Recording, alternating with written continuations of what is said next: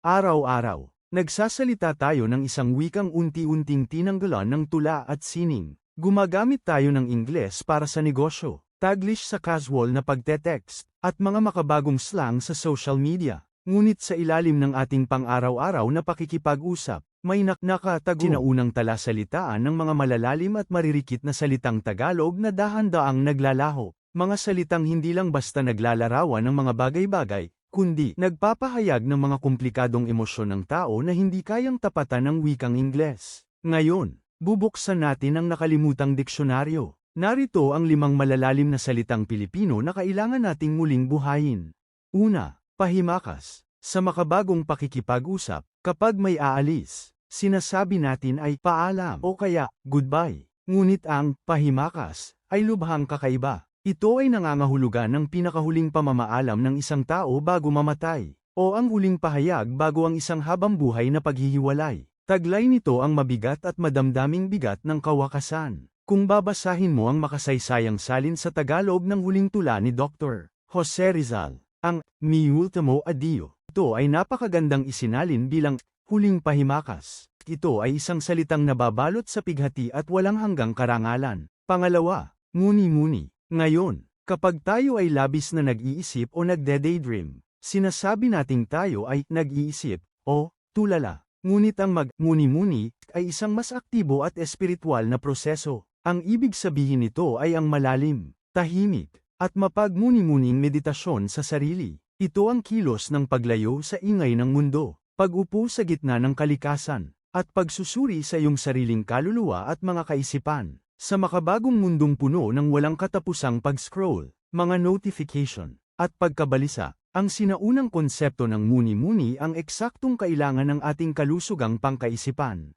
Pangatlo, alimpapaw. Ang ikatlong salita ay parang dalisay na tula, alimpapo. Kapag tumingin ka sa itaas, sinasabi mo ay langit o ulap. Ngunit ang alimpapaw ay partikular na tumutukoy sa kalawakasan, nasa kaitaasan, ang malawak at walang katapusang papawirin sa dako paroon ng mga ulap. Tradisyonal itong ginagamit ng ating mga ninuno upang ilarawan ang nagtataasang kaisipan, dambuhalang ambisyon, o isang emosyonal na kalagayan na lumilipad ng mataas sa ibabaw ng mga makamundo at mababaw na suliranin. Ito ang katumbas ng Tagalog para sa cosmos.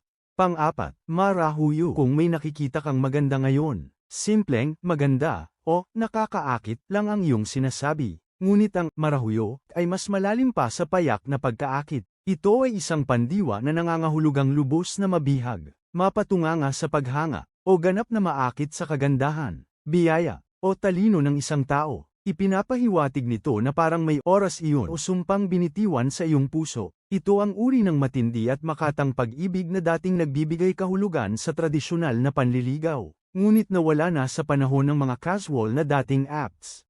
Panglima, sulatroniko. Ang ating huling salita ay nagdurugtong sa nakaraan at sa hinaharap, sulatroniko, habang ang mga salitang tulad ng pahimakas ay sinauna. Ang wikang Pilipino ay sumubok na sumabay sa pag-unlad ng teknolohiya sa pamamagitan ng paglikha ng mga purong termino para sa digital na mundo. Ang sulatroniko, ang opisyal at malalim na salin para sa email, isang pagsasama ng mga salitang sulat, letter, at elektroniko, electronic.